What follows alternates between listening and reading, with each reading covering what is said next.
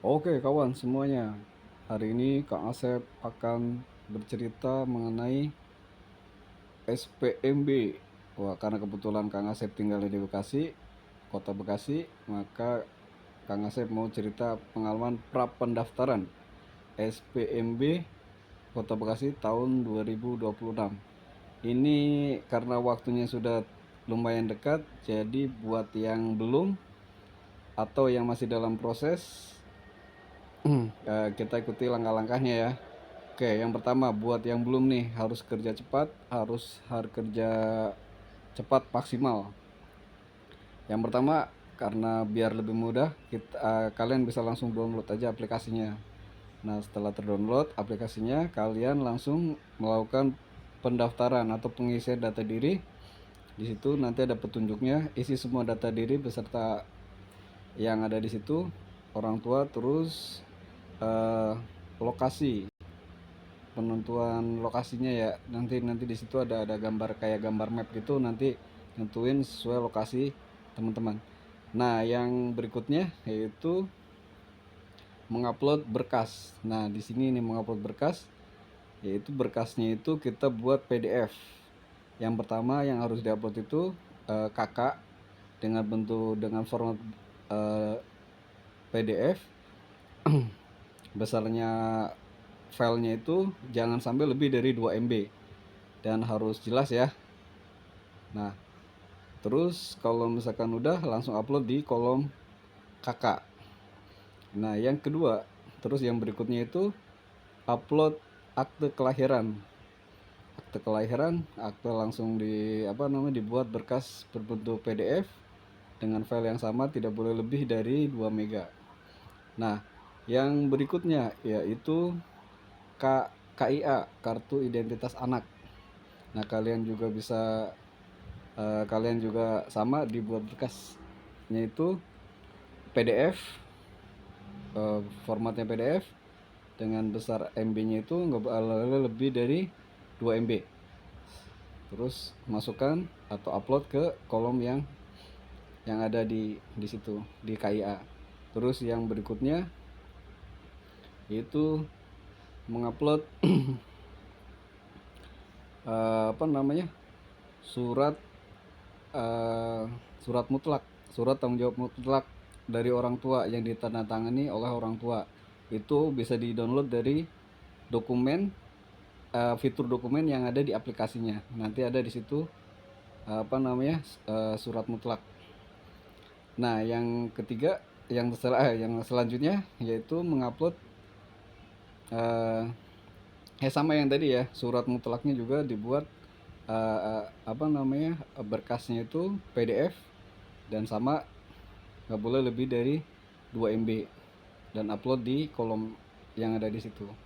Nah, terus yang berikutnya yaitu SKL, mengupload SKL sama dengan yang lainnya, dibuat PDF dan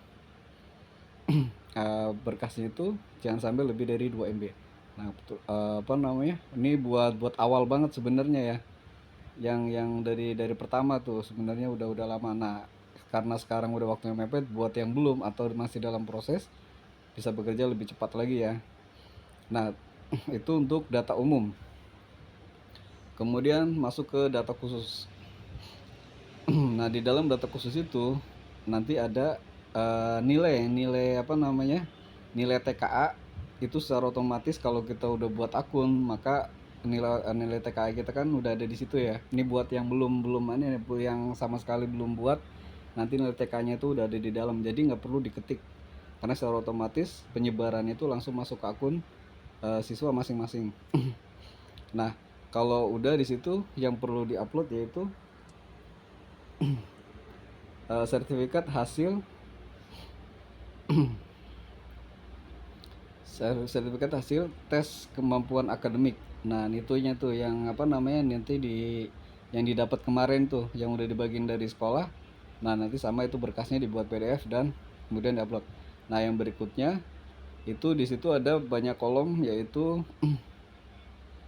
kolom di kolomnya itu di bawahnya itu rapot, untuk rapot, yaitu terdiri dari kelas 5 pas semester 1. Nah, itu semuanya tuh nanti diisi sesuai mata pelajarannya, sesuai nilai yang ada di rapotnya. Kemudian apa namanya, berkas rapotnya itu dibuat PDF lagi dan diupload untuk semester satunya ya. Nah, yang di sebelahnya juga sama, semester 2 sama kayak gitu. Semuanya nilai diisi dan berkasnya itu dibuat PDF lalu diupload di kolom yang paling bawahnya. Yang ketiganya juga sama. Diupload, diisi sesuai mata pelajarannya dengan nilai-nilainya dan kemudian diupload, dibuat PDF dan diupload. Ingat apa namanya yang tadi, untuk ukuran berkasnya nggak boleh lebih dari 2 mega. Nah, setelah semuanya diupload dan yang berkasnya tadi kan itu formatnya disimpan ya.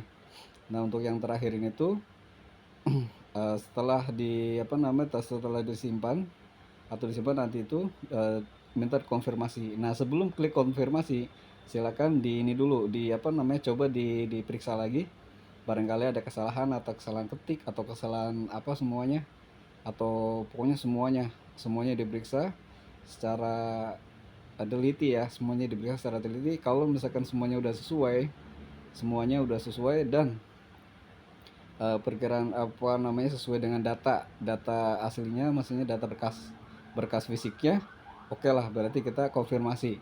Kenapa kita lebih cepat konfirmasi? Untuk konfirmasi data nantinya itu data itu akan dikunci dan akan diverifikasi. Karena ini waktunya mepet, lebih baik itu langsung dikonfirmasi biar nanti diverifikasi sama verifikator, nanti biar hasilnya cepat ketahuan. Kalau misalnya ada yang kurang-kurang atau ada yang salah atau data kita itu ditolak gitu, pasnya data itu ditolak, nanti di situ ada catatannya apa, cepat-cepat bisa langsung diperbaiki dengan waktu yang sudah mepet. Nah, ini ada nah, setelah itu kita sambil nunggu ya. Nah, ini untuk intermezzo aja nih.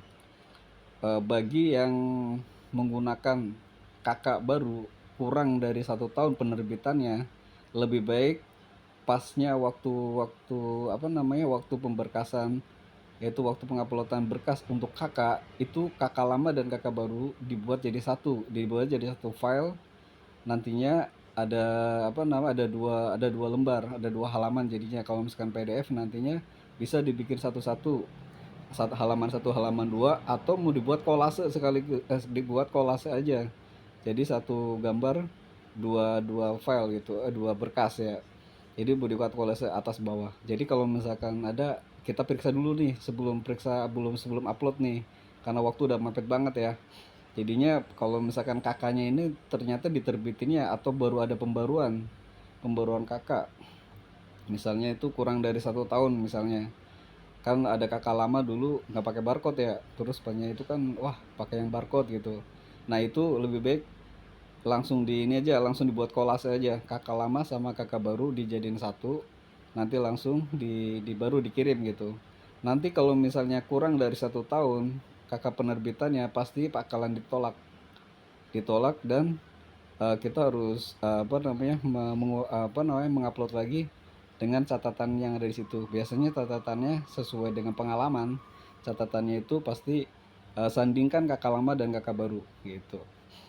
Nah, kalau misalkan udah kayak gitu, kan karena ini waktu udah mepet ya. Ini lebih baik buat jaga-jaganya kayak gitu. Karena kalau sampai ditolak, nanti kita ketemu hari libur lagi. Wah, ini kayak misalkan setelah data di input itu udah 100% dan dan tinggal waktu konfirmasi, itu tuh waktunya cuma sebentar.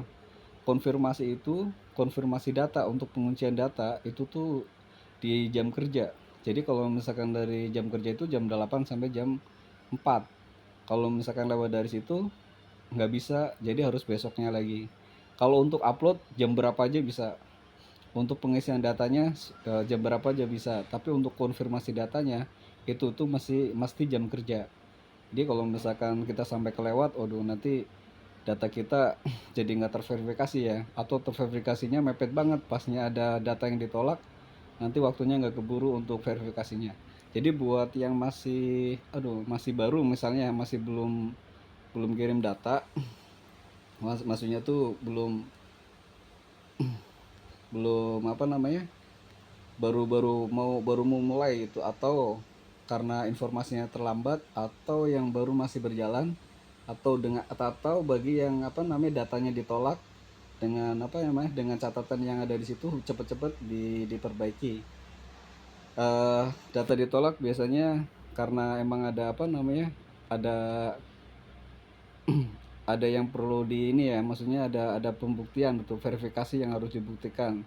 Kayak misalkan kakak lama, ada kakak yang baru diterbitkan sebelum 1 tahun misalnya, itu berarti harus melampirkan kakak yang lamanya atau menyandingkan kakak yang lamanya.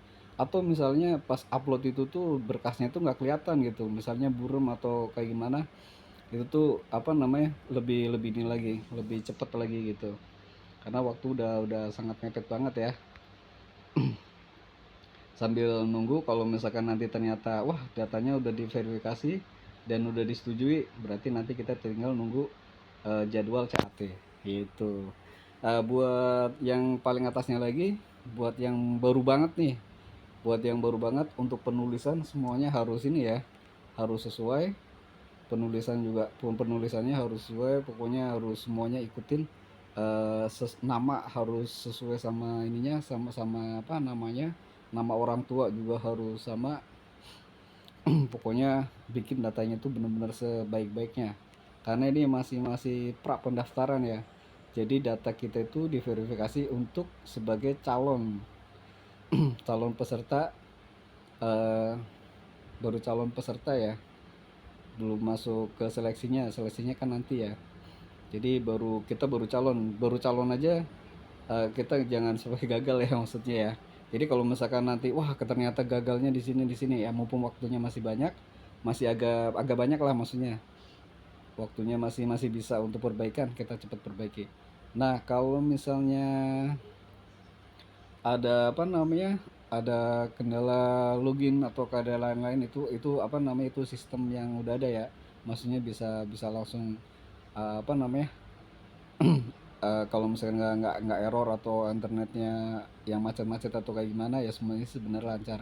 Pokoknya yang kita kerjain itu yang ada di kita aja, yang apa namanya, pemberkasan dan lain-lainnya itu tuh sesuai apa namanya, sesuai sesuai yang apa, yang aslinya gitu, biar diverifikasinya nanti itu berhasil gitu.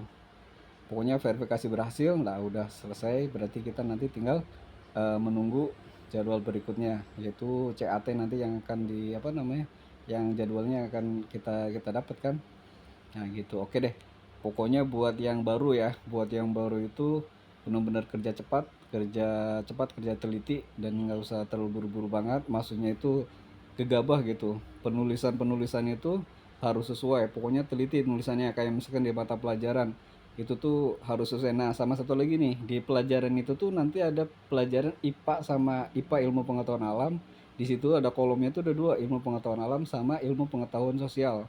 Nah, sedangkan kita kan belajar IPAS ya, dan nilainya kan cuma satu kan, di rapot itu satu IPAS gitu. Misalkan nilai IPASnya itu berapa? 90 misalnya. Berarti dua kolom itu diisi 90.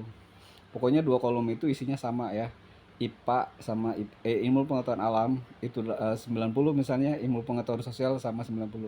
Jadi nilainya itu di kolom itu tuh isi dengan nilai yang sama.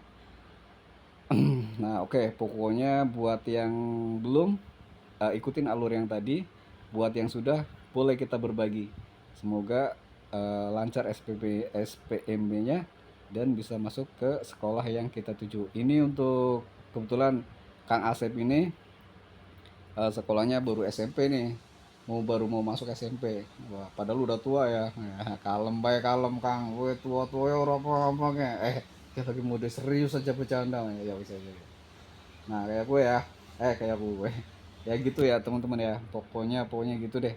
Nanti kalau misalkan itu bolehlah kita berbagi-bagi, nanti kita berpengalaman juga setelah pendaftaran dan pra pendaftaran ini diverifikasi data-data kita, dan kita udah dapat apa namanya, udah dapat surat pendaftaran sebagai peserta, dan pesertaan kita diterima. Nah nanti kita ujian CAT, hasilnya nanti kita bisa sharing-sharing, apalagi nanti pas kita juga ikut seleksi seleksi masuk ke sekolah, nanti hasilnya juga bisa kita sharing-sharing semua. Oke teman-teman ya. Nah, kayak gue bukan kan. Pokoknya kayak gitu ya temen ya. Oke deh. Allahu muwafiq ila aqwamit thoriq. Wassalamualaikum warahmatullahi wabarakatuh. Waalaikumsalam warahmatullahi wabarakatuh. Terima kasih Kang Asep.